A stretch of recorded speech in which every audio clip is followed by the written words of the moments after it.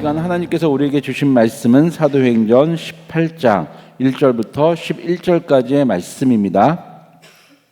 사도행전 18장 1절에서 11절까지 말씀입니다.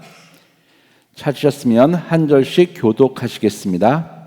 그 후에 바울이 아덴을 떠나 고린도에 이르러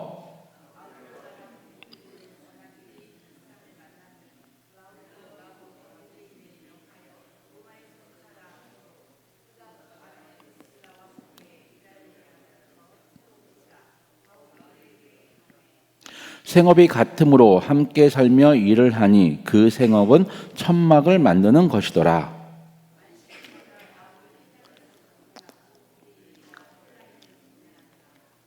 실라와 디모데가 마게도냐로부터 내려오매 바울이 하나님의 말씀에 붙잡혀 유대인들에게 예수는 그리스도라 밝히 증언하니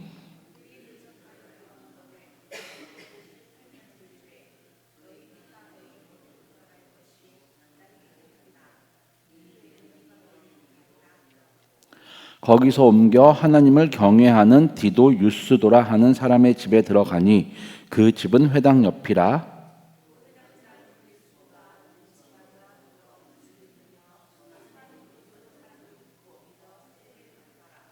밤에 주께서 환상 가운데 바울에게 말씀하시되 두려워하지 말며 침묵하지 말고 말하라.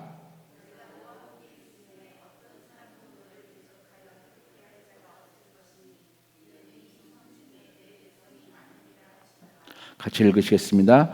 1년 6개월을 머물며 그들 가운데서 하나님의 말씀을 가르치니라. 아멘. 예, 우리는 성도란 이름으로 또 교회란 이름으로 모여 있습니다. 그리고 우리 교회는 목장이나 부서 또 각종의 봉사부서 통해서 공동체로 모여 있죠. 왜 하나님은 우리에게 공동체를 주셨을까요?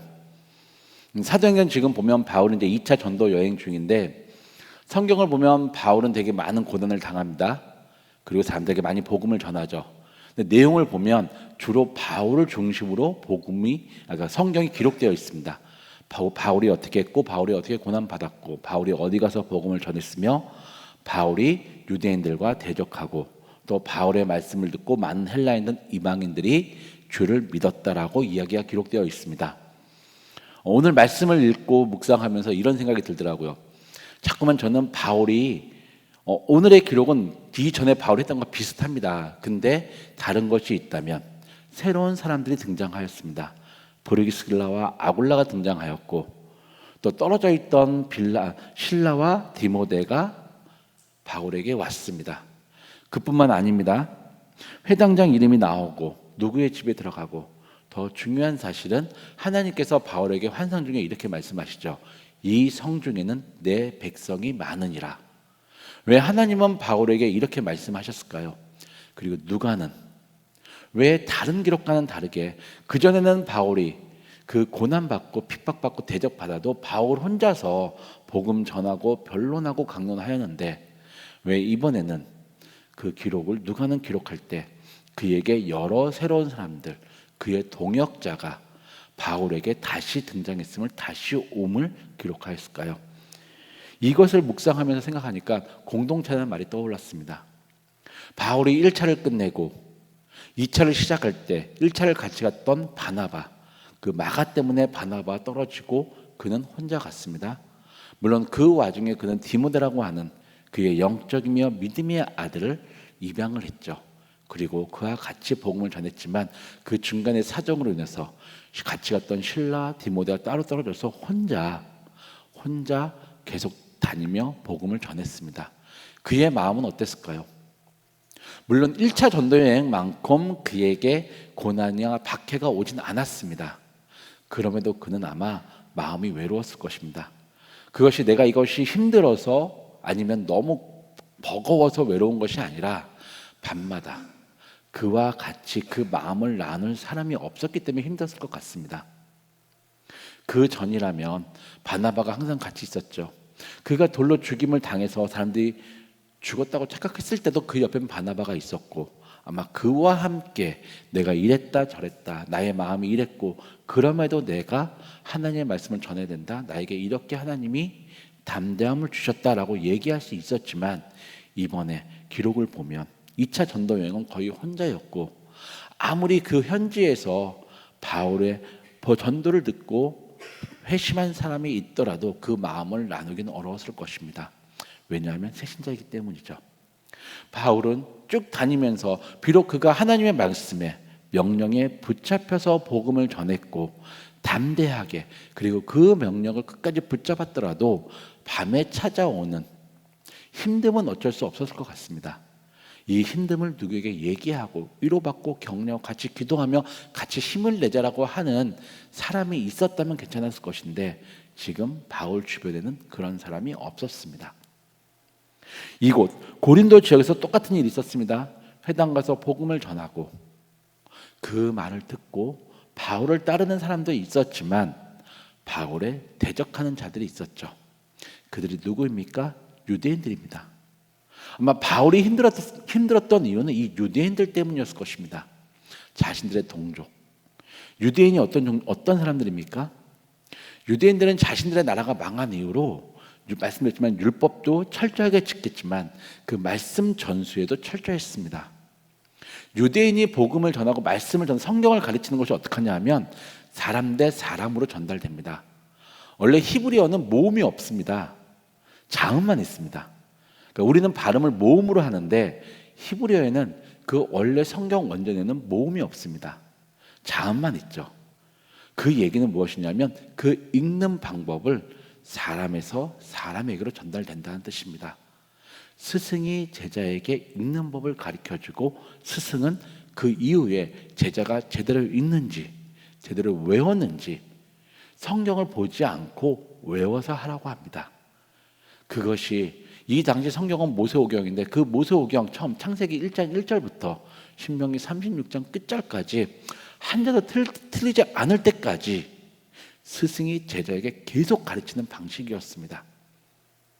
이곳 그 이방 지역 로마 제국 내에서 회당에서도 그런 식으로 복음이 전수되었고 그렇게 교육을 받은 사람이 와서 회당에서 가르쳤습니다. 그렇다면 이들은 성경을 잘 알았습니다. 그들이 예수 그리스도를 과연 몰랐을까요?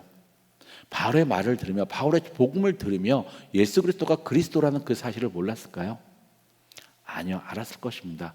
그들도 조금만 신경 써서 조금만 바울처럼 고민했다면 또 바울의 이야기를 듣고 좀 더 생각했다면 그리스도가 그 예수가 바로 우리가 기다렸던 메시아이며 그리스도였던 사실을 알았을 것이고 그 복음을 받아들였을 것인데 그들의 동족 바울이 어쩌면 제일 먼저 그 복음을 듣고 회개하고 구원받기를 바랬던 자신의 동족은 배척을 했습니다. 거기서 오는 상실감도 컸을 것입니다. 믿었던 사람들인데 내가 그랬던 것처럼 내 동족 유대인들도 그러기를 바랬는데 그렇지 못한 것에 대해서 배척하는 상황에서 오는 그 고독, 그 상실, 그 실망을 나눌 사람이 없었습니다. 어쩌면 그때마다 바울은 두려웠을 것이고 바울이 힘들었을 것입니다. 실라와 디모데가 오자마자 바울이 뭐라고 얘기합니까? 5절에서 이렇게 얘기하지 않습니까? 실라와 디모데가 마게도냐로부터 내려오매 바울이 하나님의 말씀에 붙잡혀. 바울은 지금까지 하나님의 명령에 따라서 거기에 붙잡혀서 복음을 전한 자인데 실라와 디모데가 오자마자 또 말씀에 붙잡혀 더 강하게 전했습니다. 그 전까지는 유대인에게 배척당에 따라오는 기록이 없는데 실라와 바울이 오면서 유대인과 대립이 발생했죠. 그리고 10절에서 뭐라고 얘기합니까? 19절에서 뭐라고 얘기합니까? 두려워하지 말며 침묵하지 말고 말하라. 그 전 어쩌면 바울은 디모데와 실라가 없는 자신의 동역자 같이 전도 여행을 다니던 자신의 동역자가 없을 때 어쩌면 힘이 없고 두렵고 지쳐서 복음을 전하는 것에 있어서 물론 열심히 하였지만 그전만큼 더 열정을 가지고 하진 않았을 것입니다. 그런데 동역자가 생기면서 하나님은 이야기합니다. 두려워하지 말고 침묵하지 말고 말하라. 너가 지금 바울과 디모데 때문에 더 열심히 말하지만 걱정하지 마라. 이 고린도에는 너와 함께할 내 백성, 너와 함께 공동체를 만들 사람이 더 많다. 그리고 11절에 이렇게 얘기하지 않습니까? 1년 6개월을 그곳에서 가르쳤다고. 1년 6개월 동안 바울에 대해서 대적하는 사람들이 없었을까요? 아니요, 있었을 것입니다. 바울을 비방하고 바울을 멀리하고 바울에 대해서 험담하는 사람들은 계속 있었을 것입니다.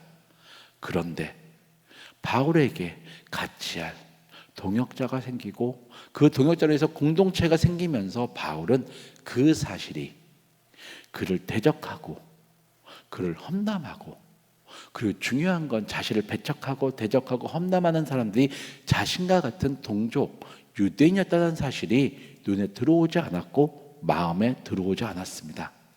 그 문제는 자신에게 있어서 문제가 아니었습니다. 그냥 지나가는 일상, 불편한 일상이었을 뿐입니다. 그것이 하나님의 말씀을 전하는데, 내가 이곳에서 나의 공동체와 함께 하나님의 말씀을 전하는 데 있어서 아무런 걸림돌이 되지 않았습니다. 18장은 어쩌면 시작을 누가가 이렇게 기록한 이유는 우리에게 공동체의 소중함을 알려주기 위해서 이랬을 수도 있습니다. 우리는 이렇게 얘기합니다. 믿음은 개인의 것이라고. 아무리 내 아버지가, 내 아내가, 내 남편이, 내 자식이 예수님을 믿어도 나는 구원받지 못한다고, 내가 믿어야 구원받는다고 이야기를 합니다. 어찌 보면 구원은 개인의 것이고 믿음도 개인의 것이라 볼 수 있습니다. 그런데 우리가 교회라는 이름으로, 교회라는 공동체로 모이는 이유는 다른 것이 아니라 우리의 그 믿음, 그 신앙을 지키기 위해서, 우리가 세상에 살아가면서 이 믿는 자로서 하나님의 그리스도의 사람으로서 살아가는 데 있어서 우리를 담대하게 하고 그 믿음을 떨어지지 않고, 우리가 실망하지 않고 절망하지 않고 낙담하지 않게 하기 위해서 필요한 것이 바로 공동체이기 때문에 하나님은 우리에게 교회라는 이름으로, 교회라는 공동체로 모이게 하셨습니다. 목장이라는 이름으로 모이게 하셨고, 부서라는 이름으로 같은 봉사를 하는 그 전도분이, 봉사분이, 예배분이, 재정분이 이런 이름으로 우리에게 모이게 하셨습니다. 그 이유는 그들을 통해서 우리가 살아갈 때 바울처럼 우리에게 격려를 주고 우리의 슬픔을, 우리의 힘듦을 같이 토로하고, 그 상대방 역시, 같은 공동체 구성원 역시 그런 상처가 있음을 보고 그것에서 우리가 마음의 위안을 얻고 치유를 얻고, 그리고 상처받고 힘든 사람끼리 서로 위로하며 격려하며 같이 일어설 수 있기 때문에, 그렇게 하기 위해서 하나님은 우리에게 공동체를 주셨습니다. 때로는 그 사람이 미울 때도 있고 때로는 그 사람이 야속할 때도 있습니다. 바울은 안 그랬을까요?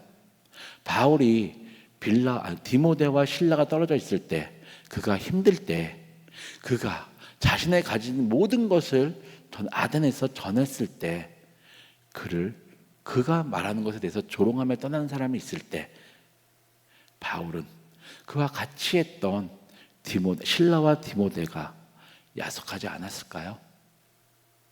저는 야속했을 것으로 봅니다.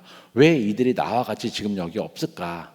이들이 지금 있다면 내가 이들한테 이 얘기를 하고 내가 위로받을 수 있을 것인데 라고 바울은 생각했을 것 같습니다. 그래서 하나님은 바울에게 실라와 디모데를 속히 마게도냐로부터 보내주셨고, 그곳에서 그는 그들과 만나고 그들의 자신의 힘듦, 자신의 두려움, 자신의 어려움을 토로했고, 그리고 하나님은 실라와 디모데뿐만 아니라 본인이 직접 바울에게 나타나셔서 그를 위로해 주셨죠. 여러분, 때로는 공동체에 있는 사람들이 야속하더라도 그가 하나님이 보내주신 자임을 잊지 마십시오. 그들에게 나의 힘듦과 아픔을 토로하십시오. 그러면 바울처럼 하나님이 위로해 주십니다. 사람을 통해서 하실 수도 있고요, 바울에게 나타나신 것처럼 직접 여러분의 마음에 평안함을 주실 수도 있습니다. 그러니 지금 하나님이 나에게 주신 그 공동체의 구성원들에 대해서 감사하십시오. 그리고 그들에게 있는 그 모습 그대로 다가가시고 상대방을 있는 모습 그대로 받아주십시오. 그러면 그곳에서 아무리 바울에 대해서 대적하는 자가 있더라도 그것은 어려움도 아니고 걸림돌도 아니고 그냥 지나가는 바람인 것처럼 느껴지고 바울이 그곳에서 그 고린도에서 1년 6개월 동안 가르칠 수 있었던 힘을 하나님이 주신 것, 공동체를 주신 것처럼 우리에게 주실 것입니다. 우리는 그 힘을 가지고 우리 옆에 있는, 우리 주위에 있는 그 어려움, 우리를 대적하는 자들은 우리에게 있어 아무런 걸림돌도 되지 않을 것이고, 우리는 공동체 구성들과 함께 바울이 했던 것처럼 오직 하나님만 바라보며 하나님께 붙잡혀 하나님의 일을 할 수 있습니다. 그러니 오늘 하루도 나에게 주신 공동체원에게 감사하며 그들과 함께 갈 수 있도록 힘을 달라고 기도하시고, 또한 공동체원들과 함께 있는 모습 그대로 하나의 공동체를 만들어가는 여러분들이 되시기를 기도하고 축원하겠습니다. 기도하시겠습니다. 하나님 아버지, 그 위대한 주님의 종, 주님의 일꾼 바울도 때로는 힘들고 때로는 지치고 때로는 두려웠습니다. 그래서 하나님은 바울에게 공동체를 주셨고, 바울은 그 공동체를 통해서 그 어려움, 그 힘듦, 자신을 대적하는 자들이 아무것도 아님을 깨달았고, 공동체와 함께 하나님께 붙잡혀 고린도에서 1년 6개월을 하나님의 말씀을 전할 수 있었습니다. 주님, 바울에게 하신 것처럼 우리에게도 공동체를 주셨습니다. 정말 우리가 이 공동체원들과 함께 하나님께 붙잡힐 수 있도록 도와주시옵소서. 그리고 공동체원들과 함께, 공동체와 함께 주님의 말씀을 전하게 하시고, 세상에서 우리를 향한 그 어떠한 공격도 어떠한 대적도 바울처럼 지나가는 바람이 되게 하시고, 오직 하나님께만 붙잡힐 수 있도록 우리를 지켜주시고 이끌어 주시옵소서. 예수님의 이름으로 기도드렸습니다. 아멘.